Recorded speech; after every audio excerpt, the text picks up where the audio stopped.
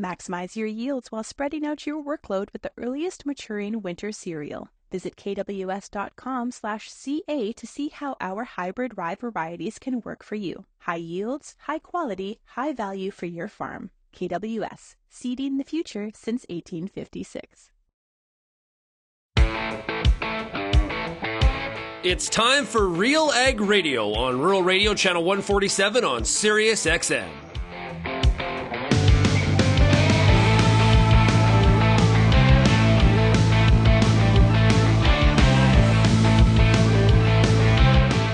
RealAg Radio and RealAgriculture.com is your home for insight and analysis of the issues that are impacting your farm business. Let's get real and get connected with RealAg Radio.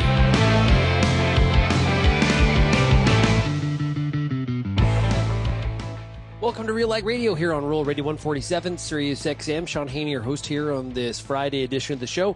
Hey, thanks so much, everybody, for making RealAg Radio and Rural Radio 147 a big part of your workday. Also, a big shout out to everybody listening out there on the RealAg Radio podcast. It is great to have you here today with us. Today on the show, we are going to have a RealAg Issues panel. They've been kind of hit and miss as of late with the busy schedule on the road, but we're going to have Kelvin Heppner and Lyndsey Smith here to talk about, well, we got the NATO meeting in Washington, D.C. We had a Seeds Canada meeting this week. Obviously, the Calgary Stampede is in full swing, as well as some pretty high temperatures in the Western Canadian prairies. What does that mean for crop conditions? That and a whole lot more. Lots to discuss here on the program. We'll also be joined for a product spotlight today with Bushel Plus's Tyson Sanderson, and Bushel Plus will be at Ag in Motion next week in Saskatoon. I will as well. So looking forward to that. On the Tuesday morning in one of the tents, I'll be doing a breakfast with Saskatchewan pulse growers. Looking forward to that on the Tuesday. I believe it starts at 8 a.m. Look at the SPG website if you're trying to register for that. We're going to be talking about the future of pulse breeding and what it could mean and what it looks like. And we're going to have, I think, representatives there from Cantera Seeds as well as Lima Grain. There's going to be farmers there, industry people. It'll be a good Q&A session as well. Looking forward to that. And, of course, then on Tuesday night, we'll be emceeing the Big Stars Gal, the Big Stars fundraiser at TCU Place in downtown Saskatoon. Looking forward to that as well. Going to raise a lot of money for a very good cause. Stars saves lives, everybody.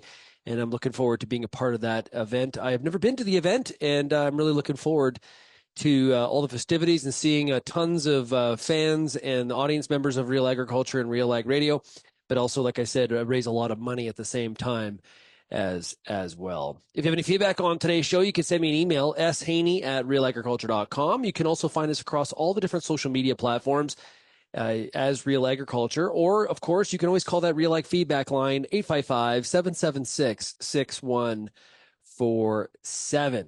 Yes. Next week, should let you know, we're not going to have an issues panel on the Friday.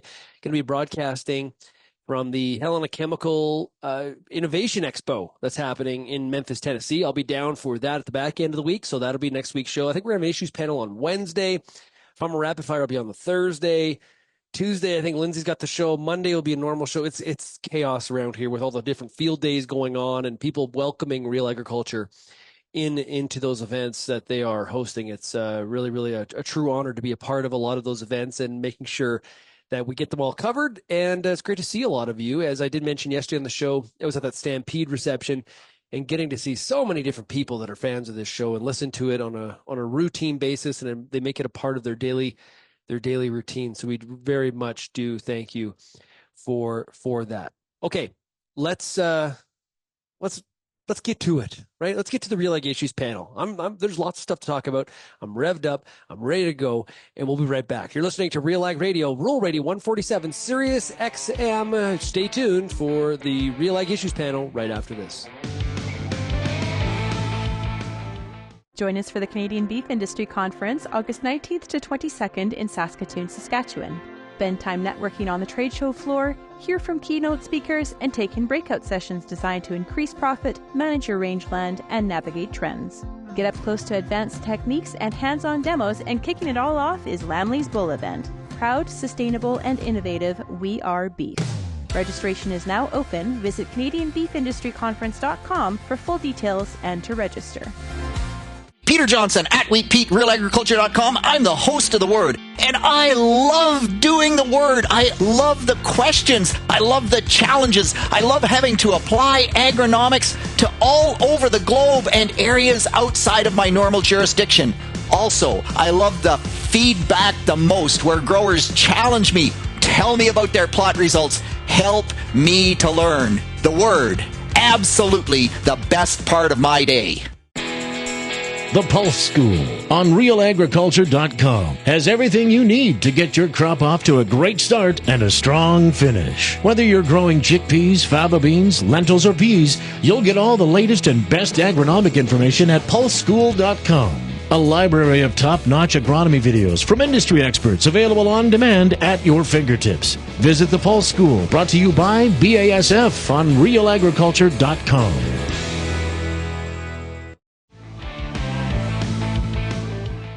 Let's get going with RealAg Issues Panel here on this Friday. Let's bring in the panel. Up first, it is Kelvin Heppner coming out of friendly Altona, Manitoba. Hey, Kelvin, how are you?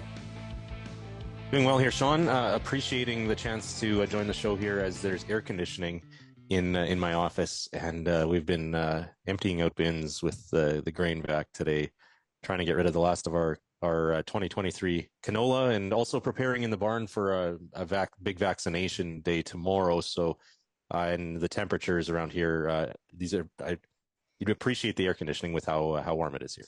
Yeah, it's sort of like when you're shoveling grain, it's sort of like being in the sauna. Like, it's so hot, and you get kind of like used to it for that short little period, and then you step out of the bin, and it's sort of like that relief, and that, oh my goodness, even 35 outside feels comfortable. And there's a breeze outside of the bin. Yeah, exactly. Oh, the breeze. Yes, the breeze.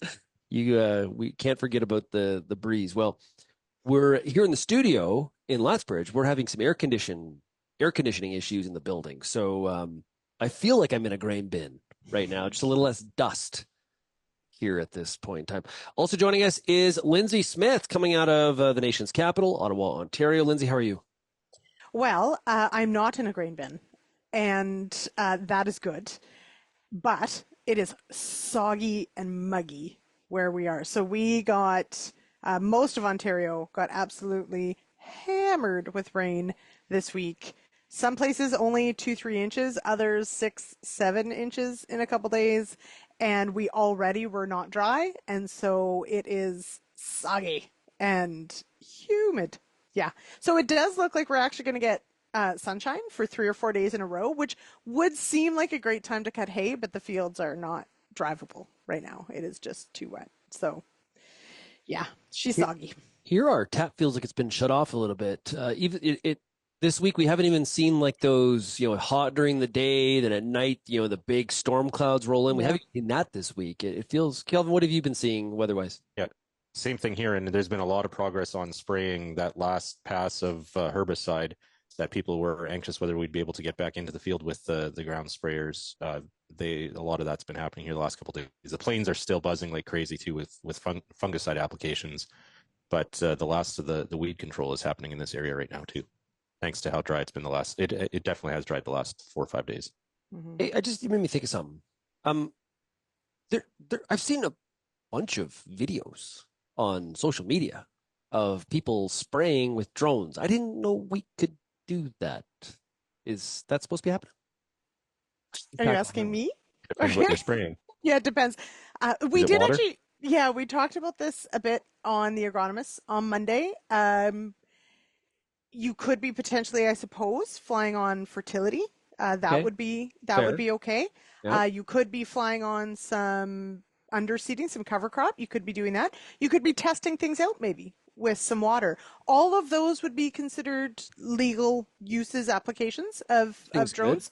Mm-hmm. So let's just assume that's what it is. Because, if it's other things, everybody, that's a $10,000 fine. $10,000. Yeah.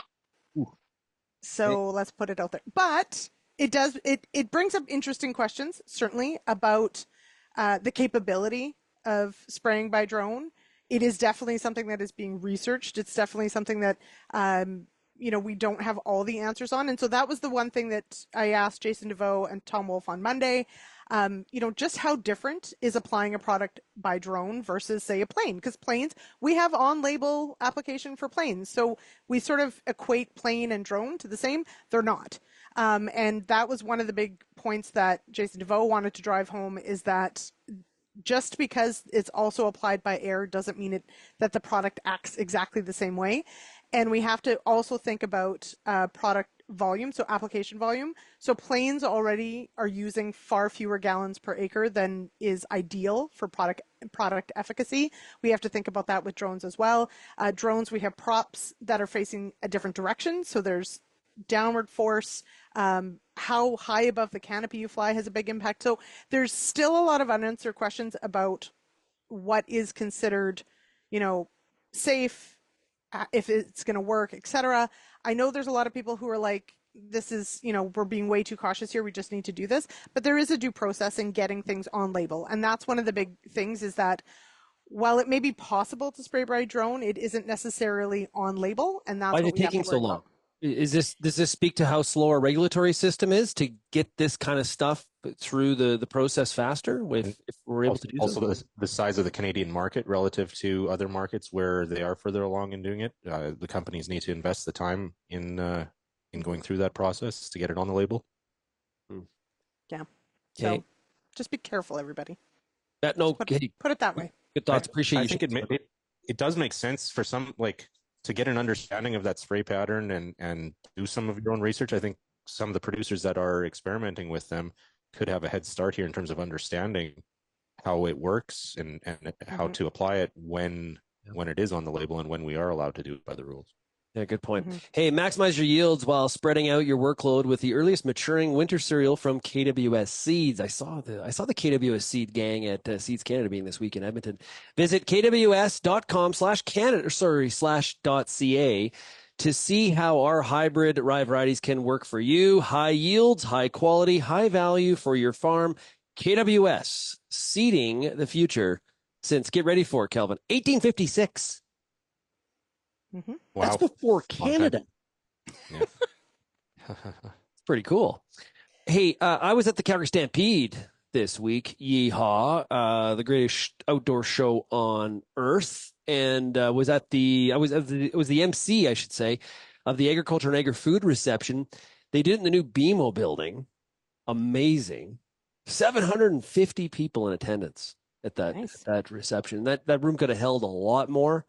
We'll see how that event grows here over the coming years. It was really good. I did screw up. I owe an apology to the canola. What did you do? I didn't tell you the story. No. So last year, so McDonald's is the big sponsor, right? And McDonald's does a great job making sure this event happens. The CEO of McDonald's Canada always speaks. We also have one of the big executives from Cargill that speaks as well. And so when Michelle Boudria, the CEO of McDonald's Canada, gets off the stage, I'm always like, thank you to McDonald's. And last year I took it upon myself to show I was really smart. And I mentioned all these commodities that McDonald's buys, because a lot of times we focus on the beef, right? And they are the largest retailer of beef in the country, but they buy other stuff too. Last year I did not mention sugar. So the sugar beet people were all over me at the meeting. And then in all of my focus this year to mention sugar, I didn't mention canola. And I'll tell you what, I had 3 people, I got off the stage, 3 people. One was a grower, the other one worked for Bunge, and they were all over me. You know what you forgot? And I was like, what? You forgot about canola. I also didn't mention potatoes. And speaking of potatoes, really good jousting match back and forth between Alberta Minister of Agriculture, R.J. Sigurdsson, and our federal Minister of Agriculture, Lawrence MacAulay. And Minister Sigurdsson brought up the fact that Alberta now has more potato production than PEI. And it was a bit of a shot at Minister MacAulay. And Minister MacAulay had the best. He's right in the front. All of a sudden you hear this boo, boo. I thought it was in pretty good humor that he was booing R.J. Sigurdsson. So that was a lot of fun. Okay, but key question, and I haven't seen pictures. Did you wear a white hat?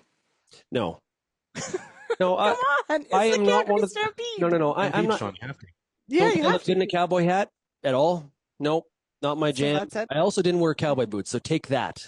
I'm not Mm. Albertan, apparently. Nope. Cowboy boots, I cannot find a comfortable pair. They just kill my heels. I have blisters like within 15 minutes. We're gonna have people sending you pairs of boots to try them on. I love cowboy boots. I would wear cowboy boots all the They're time. beautiful. Yeah. Yeah, But they that hat with the glasses. I would look like Howdy Doody up there, and just, I can only go so far to be the entertainment for the night. Right. But along with thousands of other people, Shaun, Yeah, who also look ridiculous. also look like Howdy Doody. Yeah. Yeah. Well, there is a lot of that. There's a lot of people with some interesting Western attire when you're down at the Calgary Stampede. And of course, that day it was about 100 degrees Fahrenheit, 38 Celsius. It was hot on the grounds, and people in the sun in the afternoon watching the rodeo. Oof, I give them credit. That's a toasty afternoon. But yeah, Stampede's pretty awesome. Like it's I don't know. There's nothing like it. Like there's nothing like it. And Kelvin, the Line had an interesting piece last weekend, I believe, about how the pressure on politicians to show up, be in the Western garb and perform, and how it's just different than any other thing. Yeah, exactly. Like you said, there is nothing like it in Canada. I guess there might be some examples in the U.S. if you look at some of the bigger state fairs or events like that. But in terms of bringing people together across demographics, across the political spectrum, I'm not sure there is another event in Canada that does it, and it really is a must attend unless you're the Prime Minister this year. But it looked like a lot of his cabinet ministers were there, so the government still tried to be represented. But it is a must attend for politicians, and I think it is really a source of Western pride and the Western Canadian identity. A lot of that stems from Alberta, and Calgary Stampede is a big part of that. Do you guys have any? The next segment, I promise we will talk about more substantial things. But what's your thought on? I was having a conversation with somebody. I know I won't out him because it wouldn't be fair. Everybody knows who he is. But the whole chuck wagon change a couple of years ago, going from 4 wagons to 3, then you can't get on the rail. I'm dead against it. What are your guys' thoughts? So yeah, this is a tough one because rodeo is like there's so much history and so much tradition and legacy with rodeo. This is a but thing you're doing here. Come on. But so the thing I like about the chucks is it's kind of insane, and so I like the chaos of it. That totally adds to like the white knuckling as you go around, and it's so exciting. And so yeah, I think it kind of makes it a little more tame. Less outriders. Like, what are we doing? Yeah, that's the whole point. This is like ridiculous. Like, yeah. We this is like taking body checking out of hockey, or Let's not open that can of worms. All right, Calvin, what's your thoughts on the change to chuck wagons? I still enjoy watching them. We've been watching the Stampede almost every night here. The recap of the day's events, and it's a lot of fun. Do you bet with the family? No, we don't. No. Okay, do you guys? Oh yeah, we gamble. Yeah. We don't. Our 9-year-old daughters know it's not on. Well, I guess we could teach them already, I guess, but yeah, it hasn't been a priority so far. Start them young. But in terms of the chuck wagons, I don't really have an opinion. I'd say I'm okay with it. If it makes it that animal rights and some of the other pressures back off a bit. See, this is the point. Me and my anonymous friend were having this conversation. Right. That they're never going to stop. I know. You're right. That's a good point. Yeah. It's never going to be good enough until they totally get rid of the rodeo and totally get rid of the chuck wagons. It will never, ever. They were people protesting at the GMC dealerships this week. Yeah. They were, really? yeah. So that is part of where I was saying, like, I understand where some of the changes might come from in trying to, make it safer for livestock or humans or whatever. But it also is, I like the chaos. Okay. Well, we're all inside there. We don't need. We're good. Okay. Hey, we got a lot of issues to talk about here, like a long list. We haven't got to anything on that list yet. When we come back, we're gonna hear a product spotlight from Bushel Plus. They're gonna be Ag in Motion next week in Saskatoon. So you're gonna hear from Tyson Sanderson when we come back, and then we're gonna come back to the rest of the issues panel. You're listening to RealAg Radio, Rural Radio 147, Sirius XM.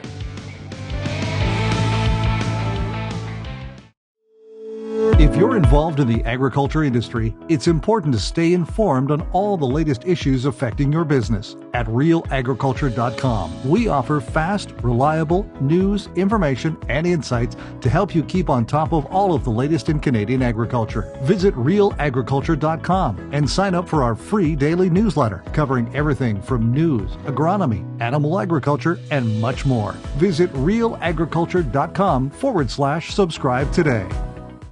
Choose Viatude fungicide and unleash best-in-class sclerotinia protection in canola and premium protection against white mold in soybeans. Viatude contains a powerful premix of Onmira Active and prothioconazole. This unique combo delivers high-performance disease control, crop safety, mix compatibility, resistance management, and advanced mobility for excellent coverage and superior plant protection. Choose Viatude fungicide for stronger, more vigorous crops. I'm Lyndsey Smith from RealAgriculture.com. Join me Monday nights for The Agronomist, a 1-hour live and interactive show broadcast across YouTube, Facebook, and X. Monday nights at 8 p.m. Eastern, I host expert agronomists from all over the country to give you answers to some of the toughest agronomic questions. Join us live or catch the replay Tuesday morning. That's The Agronomist with me, Lyndsey Smith, Monday nights live at 8 p.m. Eastern.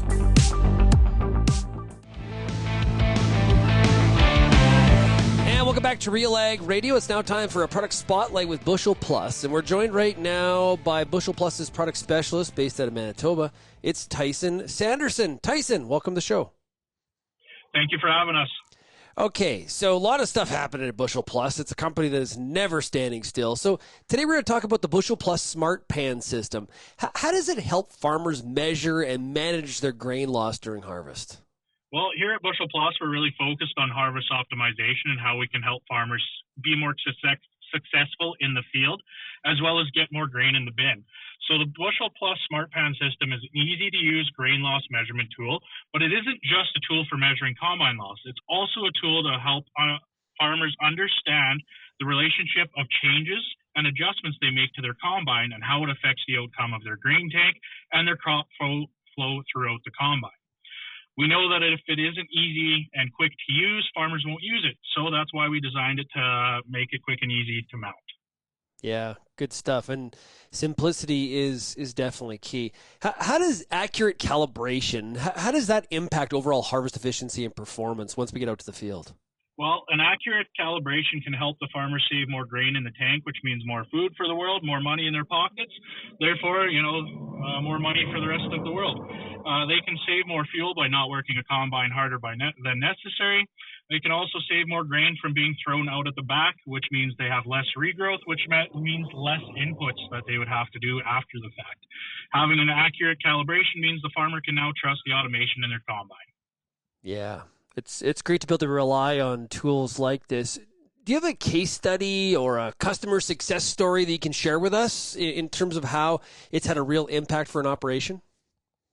Oh, for sure. I've got my own example here. I went out last year and spent some time with a farmer who had just bought a 40-inch Smart Pan system. So farmer was having trouble in pod shatter resistant canola field. It was at 80 bushel an acre with 6-foot-tall canola, so really a rather large canola field to deal with.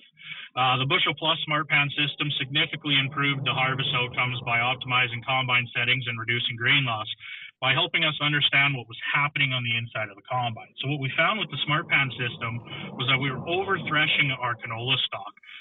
That was causing our loss. So by mitigating our loss there, we took our loss from 4.2 bushel an acre down to 8.8 of a bushel an acre. So that's huge savings. This fix in loss and savings had saved the farmer over $8,600 or $53 an acre, or $913 an hour. So huge savings throughout this field. Yeah, and the old saying, time is money, right? If you don't accurately measure the grain loss, you really don't have an idea on how changes you're making to the calibration of the combine, how that's impacting money in your pocket. Exactly. So for farmers who aren't already using our system, the most common thing we hear when we ask what they're doing today for check grain loss are they're doing one of three things. They're not checking at all, or they're shuffling on the ground in the straw and chaff looking for a rough count, or 3, they're either throwing a makeshift pan or using a shovel. We're always happy to hear that guys are at least doing something to check, but none of those methods are actually safe or accurate, right? Yeah. So we provide a system that does that for them.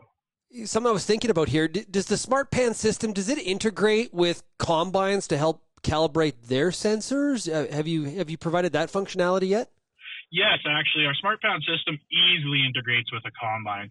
So the Smart Pan carrier simply attaches to the combine, be it the axle, the feeder house, your header, separator area, with heavy-duty magnets. So we attach that Smart Pan carrier with the heavy-duty magnets, and then we install our Smart Pan. Then we can remotely drop either by a remote function or a Wi-Fi function from a safe location. So once we press that drop button, we simply wait for our pan to drop, and then from there we can easily check our loss. Great stuff. Hey, Tyson, if somebody's got some questions and wants to inquire about the Bushel Plus Smart Pan system, where do they go? Well, they can either phone in to our I'm going to restart. Either they can go on our website, bushelplus.ca, or they can Google us and find our number at the head office. We've got a great team at the head office that can easily answer your questions. Hey, great stuff. Tyson, thanks so much for joining us here today on RealAg Radio for this Product Spotlight. Excellent. Thank you so much for having us. We'll be right back here on Roll Radio 147, Sirius XM, right after this quick break.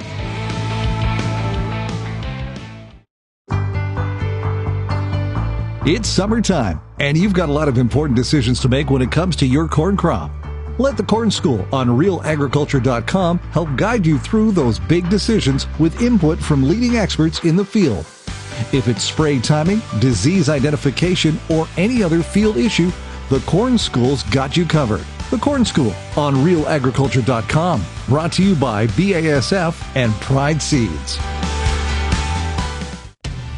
I get to spend every day talking to farmers in the ag industry through RealAgriculture.com and RealAg Radio. But nothing is more fun than speaking to an audience live and in person. If you're planning an ag event, book a Real Agriculture speaker to make it a successful and memorable experience. Email shaney@realagriculture.com and you can book myself or any other RealAg personality to speak at your event. Bring your audience all the fun, insight, and energy of Real Agriculture. And welcome back to RealAg Radio, here for the RealAg Issues Panel. Hey, join Chatsworth Farm in the county of Vermilion River on Saturday, August 17th for their 5th annual Alberta Open Farm Days. Pretty cool. Taking the artisan market, live music. Lyndsey loves live music. Cooking demonstrations, a barbecue, and of course farm tours. It's a free event you won't want to miss. Learn more by visiting chatsworthfarm.ca. Shaun Haney, Kelvin, Heppner, Lyndsey Smith, all over Real Agriculture, talking about the biggest issues of the week. Hey, Kelvin, next week, a lot of people traveling to Whitehorse because we got the FPT meeting, the Federal Provincial Territorial Meeting for Agriculture. What are some of the key things that'll be on the agenda? I'm not sure that there's going to be any real key headline items, but there is a long list. I know that ministers a couple of weeks ago were sent kind of a package of topics that are on the agenda. African swine fever preparedness continues to be something that they continue to work on in terms of having a plan there, if or when that would ever come to North America. Grocery code of conduct, of course, is still on the list. There's all these usuals that they've been dealing with for years. One that I'm curious what's going to come of the meeting. They've done a review on pesticide policy in Canada, and there were some recommendations put forward by a panel back in May. And I believe that report is going to be discussed among the ministers in terms of, we know the PMRA has been undergoing its revitalization and a whole process there that the government's been putting the regulatory agency through. Curious to see what the ministers say regarding pesticide policies in Canada going forward.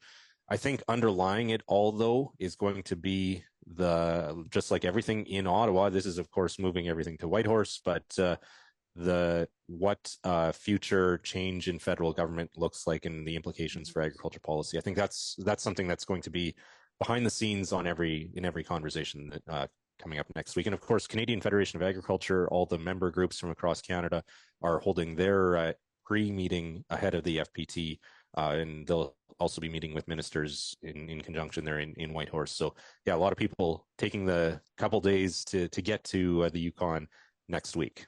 It was interesting at the Seeds Canada meeting this week. Tyler McCann, managing director of CAPI, who people hear on the show quite frequently, gave a presentation about Canada's lack of investment in research. It was interesting. This fits into this discussion, I think, because we are moving into a period where liberal or conservative cost cutting is going to become more of the strategy. One would argue probably the potential is higher with conservatives for even more aggressive cost cutting, but trying to balance things out. And Tyler talked about how public investment in research, not good in Canada, and private investment in research, not good either. And so we are at a time where we're already lagging in an area like research investment. Further cost cutting would put Canada even more behind the global 8-ball, so to speak, Lyndsey, potentially.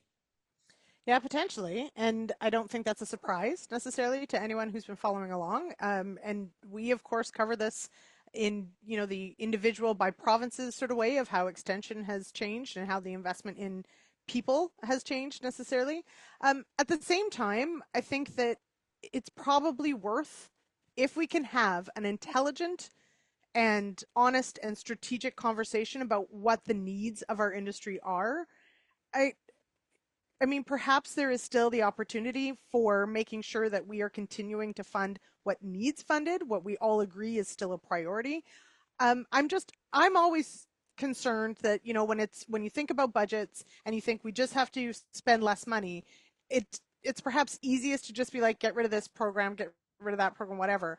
But perhaps we could be smarter about how we're spending our money and how we collaborate and how we perhaps leverage all of these dollars. Because certainly I know from the producer perspective, but also just in covering this industry, I don't know that there's a lot of fat to trim at this point on some of the work or some of the research that's happening. But I would like to see perhaps some strategies, some forward thinking, some new ideas, and let's use the money that we have perhaps better. And I'm hopeful. I'm not saying it's going to happen, but that's what I would like to see happen. I want to put words in his mouth because we'll have Tyler on the show next time and he can talk about this. But a lot of people don't focus on the difference in all research is not created equal. Mm-hmm. And the government, one of the roles that they play is basic research. And there's been a much bigger focus lately on applied research. Mm-hmm. And those are not the same thing. And they're also trying to achieve different outcomes. And I would, I heard from somebody in that crowd saying Canada is applying way too much focus on applied research at this point in time but also, and farmers, I think, get applied research a lot more because it feels a lot more practical and closer to what they're actually trying to do on their farm. Basic research is, definitely a different stage. BRM usually is a focus when it comes to the FPT meeting. Now, but a safety net program like BRM we have in Canada, it's going to get more attention here going forward. These markets have been bleeding. You look at the corn market, there's more and more analysts that are putting out estimates of $350 to $375 on that corn price by the end of the year. That's in US dollars. We're in for some struggles here profitability-wise, Kelvin.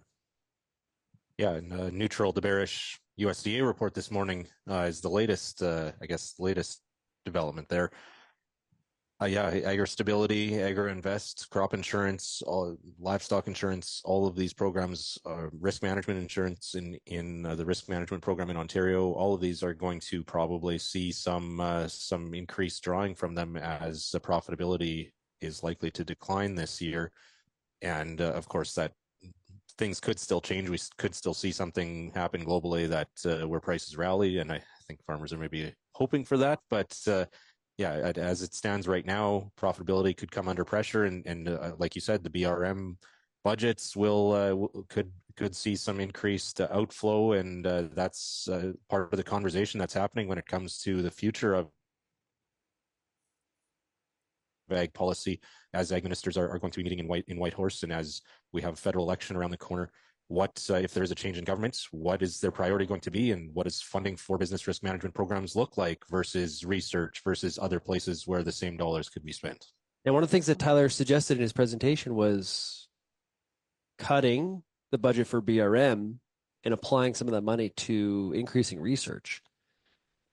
I did the political panel afterwards and didn't get any politician from any of the parties to agree to that strategy. Nobody's going to say that for sure. No Nobody's one's going to say that now. Yeah. And I to have your a hard point, time seeing. yeah. Sorry. No, go ahead, Lyndsey. Well, I was going to say to your point, Shaun, about, you know, as farmers seeing perhaps more value in applied research or extension, to tell farmers, look, we're peeling back support for the business risk management programs, but don't worry, we're putting it into research that you may or may not see value in, is a really hard sell. Isn't that kind of what Australia does? I think it would be, from what I know about the Australian situation. I think that is a move towards Australia, but Australia, they've had to get very creative in terms of industry and producers coming together to fund research too, and fund some of their programs, safety net programs, because government is much more hands off. We're also, you have to keep in mind, competitiveness is an aspect of all of this, and we're next door to the US, and of course the farm vote, how much political clout they continue to have in the Midwest. It continues to be a factor that if we're competing against in the same markets, competitiveness has to be considered by our politicians as well. It's going to be interesting because I think I'm not sure that our industry is prepared for the tough questions that we're about to go through, because everybody's like, oh yeah, we need to cut, government spends way too much money. Look how they've increased the public sector jobs. We need to make cuts. Until it's in our industry, then we're like, whoa, wait a minute here. I meant those other people, not us. What are you talking about? This impacts me. So it's going to be very interesting to see how all this plays out for sure. Hey, we got to take one more break, and then we've got more of the RealAg Issues panel coming up with Kelvin Heppner, Lyndsey Smith, Shaun Haney, and we'll be right back right after this. Canola is more than just a pretty face in the prairie landscape. It's a big business, both here and around the world, that requires you to be informed and up to date on everything it takes to grow a successful crop. The Canola School on RealAgriculture.com has an expert library of video resources covering markets, agronomy, and more to help you grow a healthy and profitable canola crop. Visit canolaschool.com today. Brought to you by BASF Canada and Invigor Hybrid Canola. Infuse some energy into your next corporate event, customer meeting, or conference with RealAg Radio, Canada's national agriculture radio show. Create a unique experience at your next event with host Shaun Haney, broadcasting RealAg Radio live on SiriusXM, featuring exciting guests, captivating interviews, and the latest news from the agriculture community. Contact advertising at realagriculture.com or call 587-787-1795 to book your on location with RealAg Radio today. And welcome back to RealAg Radio here on Rural Radio 147, Sirius XM. We're doing the RealAg Issues Panel. Shaun Haney, Kelvin Heppner, Lyndsey Smith, all of Real Agriculture. Encourage you over the weekend to go to RealAgriculture.com and keep up to date on all things agriculture. We got agronomy, equipment, news, just tons of stuff there for you to consume. And if you want to make sure that you're up to date every morning in your inbox, go to realagriculture.com/subscribe to subscribe to any of our great free e-newsletters that are sent out every single day. Okay, this week, one of the reasons that Prime Minister Trudeau was not at the Calgary Stampede, I'm assuming, was that he was in Washington, D.C. at the NATO summit. And we could cover the blunders of President Biden and the confusion galore in terms of who the vice president is or who he's introducing as the head of Ukraine. But we will talk about how Canada people not happy with Canada, Kelvin, saying, Canada, buck up. Yeah, Canada, I believe, was the only NATO country coming into this meeting this week in Washington that didn't have a timeline for reaching that 2% of GDP spending on defense target that all the countries have been working towards. And both the Democrats and Republicans, of course, it often gets associated with President Trump having other countries reach that target, but it's also a Democrat issue. And we heard Biden bragging about how many other countries have come on board with that 2% target now in his time as president. Canada now plans to get to that NATO 2% target by 2032, Trudeau announced this week, and that includes purchase, I think it's of up to 12 submarines, which I'm not sure how the procurement system works in the Canadian military these days, because I'm not sure it does work.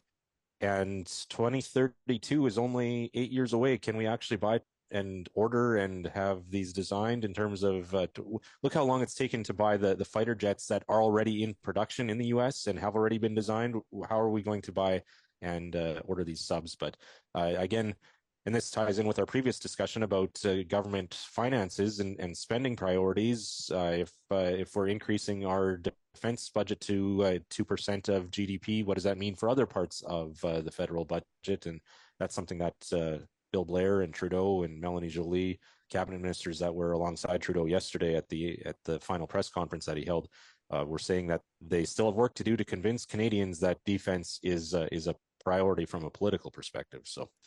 And how is defense not a politically important? Foreign affairs and defense has never won a Canadian election, is what some political commentators would say. But it doesn't mean it's not right for the country. That's like what. Yeah, but look at politicians around the world right now. You're not necessarily doing what's best for your country in terms of vision. You're doing what's best for your party and getting reelected, short term. And I think and I'm not saying it's the right thing, I'm saying it's the reality, is that as Canadians, we consider ourselves very blessed to live in a peaceful country. And frankly, I don't think most of us think the amount of effort and money that goes into maintaining a defense department, and it hasn't been a priority. It hasn't, and to Kelvin's point, it hasn't been a political priority. And realistically, look at where we're at with spending. It hasn't been a priority for governments for some time. Doesn't mean it's right, and now we're that much further behind. Yeah. Well, yeah. Go ahead, Kelvin. Minister Joly, Foreign Affairs Minister, yesterday said, I forget the exact words, but she basically said Canada has been incredibly lucky for a long time thanks to our geography. She could have just plugged in. I thought maybe geography was a bit of a guise for not saying being next door to the United States of America, because that is, I think, what she means by geography. Yep. There was certainly a lot of focus on the Arctic protection. Yes. Canada, the US, and Finland signed a new agreement this week in terms of some investment there too, in terms of working on the Arctic front. But like you say, Shaun, we've been freeloaders for a long time. Yeah, but can we also bring up the Trudeau clip of somehow equating carbon tax and trying to work on the climate issue somehow being related to defense? We are peak out of touch. That clip is amazing. And I hope, if anyone hasn't seen it, please go find it. I wish I had the audio. It would be one thing. I know it would be one thing if anyone stood up and talked about how food insecurity, drought, famine, etc., destabilizes society, because it does. Okay, so that to me is an intelligent point to start from. That would be an interesting discussion on if we're going to talk about, global issues and peacetime and etc. Yes, growing conditions, famine, etc. These are all things that are important. But to somehow equate the carbon tax and a warming Arctic with meeting your NATO 2% commitments, I don't see. That is a leap too far, everybody. I couldn't do it. And with multiple allies saying, Canada, get your house in order. Together. We're still pumping out this level of crap. We're talking about out of touch. I don't know. That's my thought. Kelvin? Yeah. Well, and another angle to this that we haven't touched on here, where it directly impacts us in agriculture, is on the trade front with USMCA CUSMA review coming up, and certainly US will be looking for this NATO. There could be some I guess repercussions for Canada not meeting this target on the trade front if we continue down this path. And I think that's one of the reasons why the Trudeau government has started to try to show at least signs of movement on this. It's one of those things, I think countries around the world, including the U.S., or other NATO members, I should say, including the U.S., will say we'll believe you when we see it, not necessarily they should say that. Start talking about it. Yeah. Based on our record on stuff, that they should be saying that's what the response should be, because the Canadian way is 2035, 2045, we'll get there, and then we just pump it, we push it so far out that we just hope the problem goes away in the meantime. It's sort of like talking to your kids about empty the dishwasher. Oh, tonight I'll do it, right? They're just, hopefully in the meantime, somebody else will take care of it for you. Only this has very bad consequences, not just no spoons for breakfast. That's Okay? very true. Yes. Very, very true. Hey, the Cargill plant, what's going on there in Guelph? We had, have we settled this strike yet? We did. Okay, so, and I just realized we haven't had this Friday Issues panel every Friday for the last few weeks. So yes, we did. So on Monday, we did see everybody back to work, the plant up and running. It was reported that it would take some time, likely a couple days, to really get everything actually back up to full production. But yeah, the vote had been on the Saturday, and everyone was set to be back to work on the Monday. We did get some details on what was in the final agreement. So it included a wage increase that was retroactive. It did include some extra time off for bereavement leave. It did include some added funds for short-term disability payments. Nothing that seemed, way out there.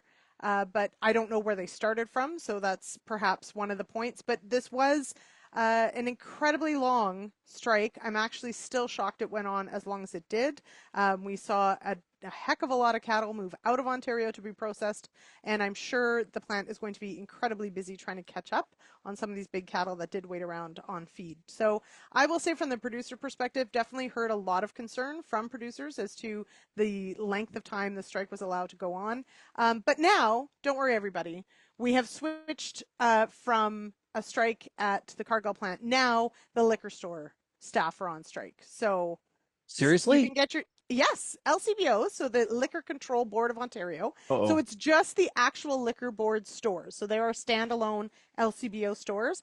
All of their staff are on strike. Any of the corner store or in the grocery store sales, etc., still a go.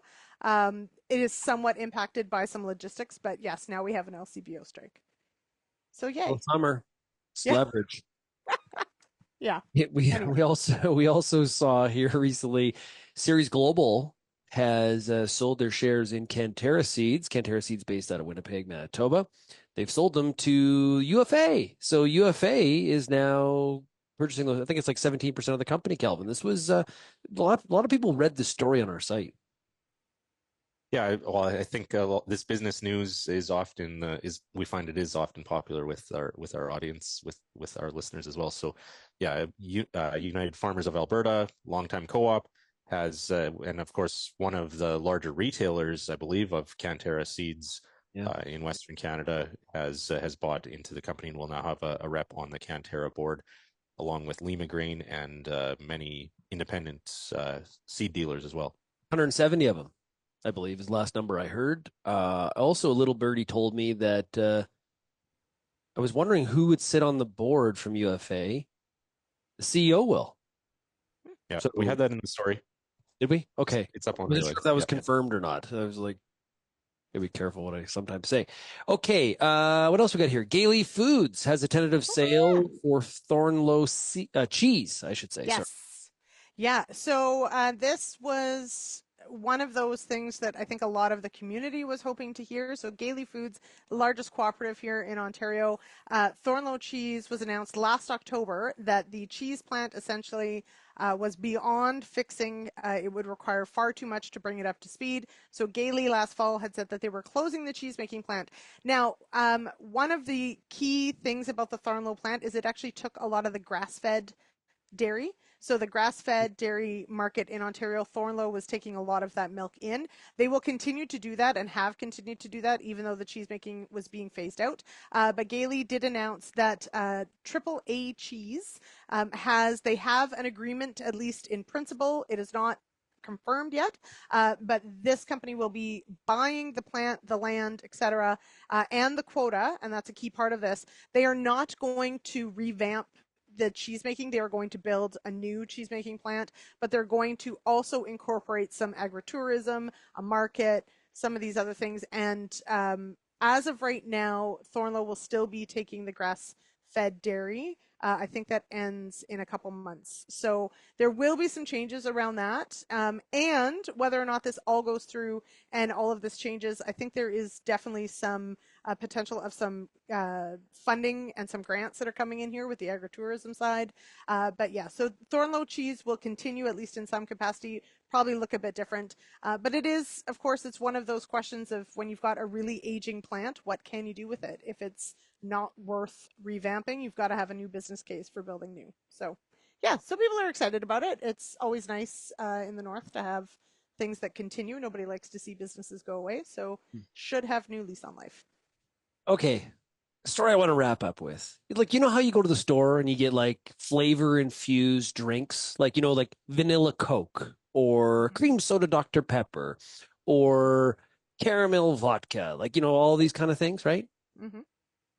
How do you feel about like coal flavored soybean oil or sulfur soybean oil? Does that at all entice you at all? Do you like that? When you cook your French fries and it's got a little sort of light taste of sulfur in it? It's not my favorite. I would not do it. Well, you're going to have some problems with this next story. I don't understand the premise of this. Yeah.